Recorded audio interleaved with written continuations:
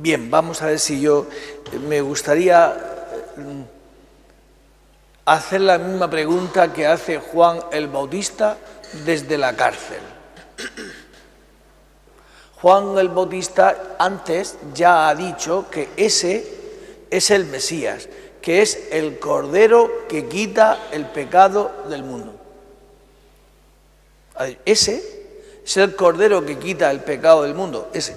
Y ahora Juan, ese mismo Juan, está en la cárcel. Y desde la cárcel envía a 2 de sus discípulos a preguntarle a Jesús si él es el Mesías que él ya había dicho que era. Si él era el Mesías o tenemos que esperar a otro. Y Jesús no le dice ni que sí ni que no. Simplemente le dice, pues id a decirle a Juan lo que estáis viendo. Los cojos andan, los leprosos quedan limpios, los ciegos ven, los sordos oyen. Porque Juan está teniendo la misma tentación que tuvo Jesús. Y que tienes tú y que tengo yo. ¿Qué tentación? ¿De Nazaret puede salir algo bueno? ¿Tú no has venido a salvar al hombre? Si has venido a salvar al hombre, ¿cómo es que vienes a salvar al hombre desde lo último, desde la pequeñez? Tírate del pináculo del templo, hazte famoso, hazte importante y desde ahí nos salvarás mejor. ¿Cómo es posible que tú seas el Mesías y yo esté en la cárcel? ¿Cómo es posible? ¿Tú no tienes poder? ¿Tú no eres el Todopoderoso? Esta pregunta la tenemos todos aquí dentro, ¿verdad? ¿Cómo Dios, si me quiere, si me ama y es todopoderoso, cómo es posible que yo esté pasando por una situación difícil? ¿Cómo es posible que yo esté en la cárcel? ¿Cómo es posible que yo tenga una enfermedad? ¿Cómo es posible que me falte dinero a final de mes y no pueda vivir? ¿Cómo es posible que exista el sufrimiento? ¿Cómo es posible? Y llevamos todos aquí dentro un escándalo de la cruz. Y nos escandaliza que Dios haya elegido esta forma de vivir para salvarnos del mal. Y hay dentro de nosotros como una especie de escándalo que nos hace negar a Jesucristo, a negar su misión.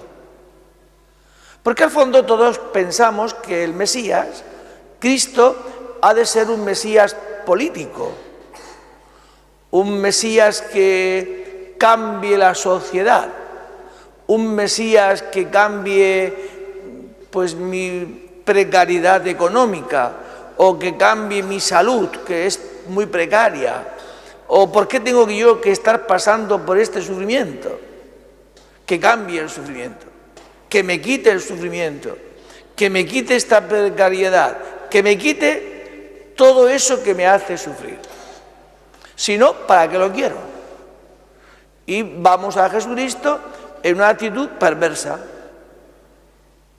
una actitud de perversidad. ¿Tú eres Dios?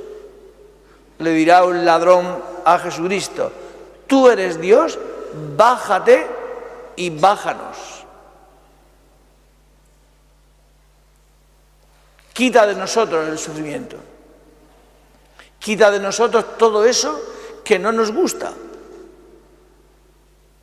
Y por eso internamente vivimos en una constante murmuración, queja, que decía el apóstol Santiago, ¿no?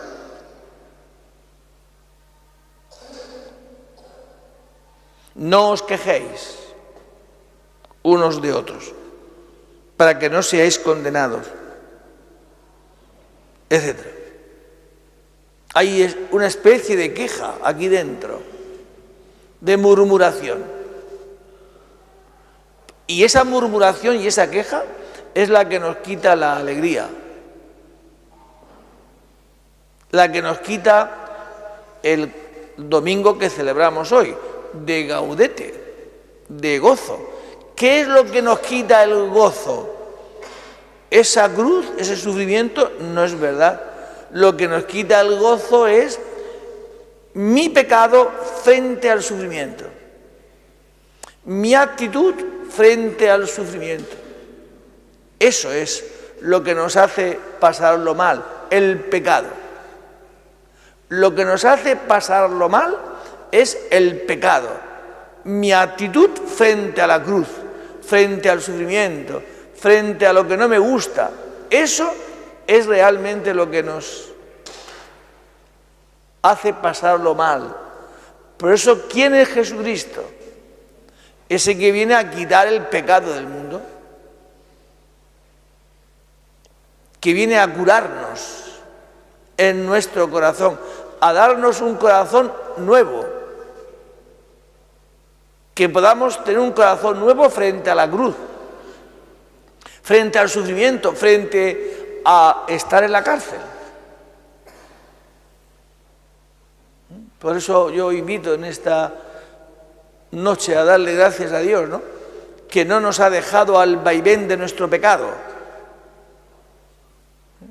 Por eso, ¿qué es evangelizar? Id al mundo entero a anunciar a Cristo. Anunciad el perdón de los pecados.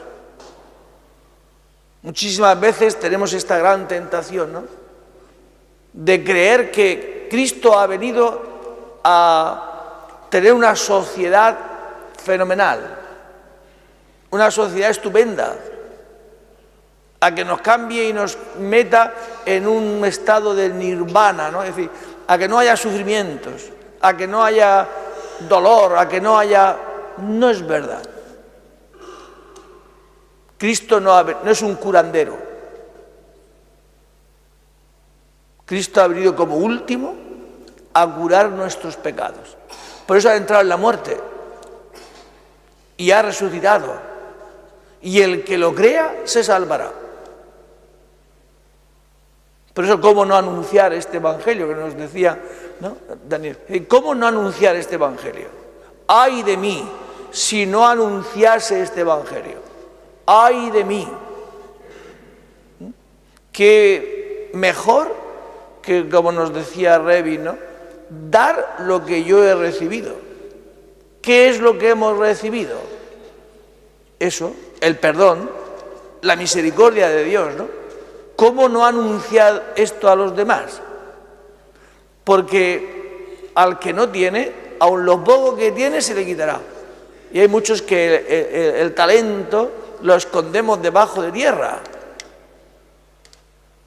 Y dice Jesucristo, pues ese quitárselo. ¿Para qué lo quieres? ¿Para enterrarlo bajo tierra? Para eso, ¿para qué lo quieres?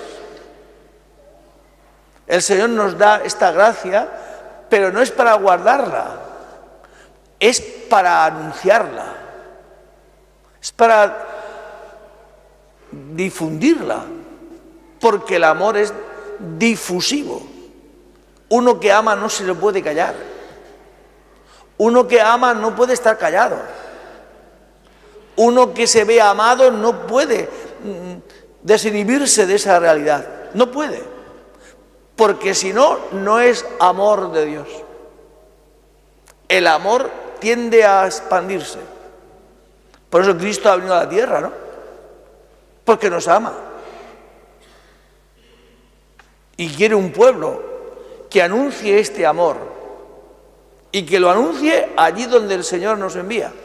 En tu familia, en tu instituto, en tu universidad, entre tus amigos o donde Dios te envíe. ¿Qué va a ser de ti mañana, pasado, dentro de...? No lo sabemos. pues a donde el Señor nos envíe, iremos. Por eso ánimo, yo os invito a estar contentos, a darle gracias a Dios que haya utilizado pues esta parroquia para que Revin haya conocido la gratuidad del amor de Dios. No es que aquí lo haya estrenado, pero aquí es verdad que el Señor se ha valido de nosotros para que Él sea formado y que pues ahora se irá a su tierra, a Elbir, en Irak, para seguir anunciando lo que el Señor ha hecho, ¿no? El Señor ha hecho grandes obras en él y esto es a lo que está llamado. Pues que nosotros rezaremos por ti, Revin. Reza tú por nosotros. Nos ponemos de pie.